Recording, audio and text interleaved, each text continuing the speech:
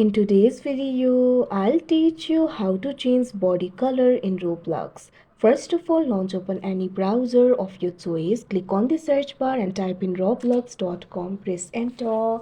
After you do that, you'll be led to the official website of Roblox, or you can also open the application if you want. Make sure you're logged into your account. So if you want to change the body color, it is actually very simple. So at left, you'll be able to see the menu. At 6, you'll be able to find this option for avatar. What you have to do is click on it. Now after you do that, you'll be able to edit your Roblox avatar. So if you want to change the body color, it is actually very simple. For that, click on this option body that you can see on the screen.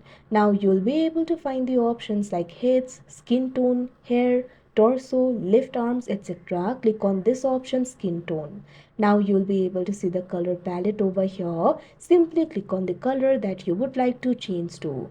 Now after that, in the avatar, the skin tone or the body color will be changed. So like this, you'll be able to change the body color. You can simply go back in order to save the changes. So that is how you change body color in Roblox. I hope you found this video helpful. Thank you for watching.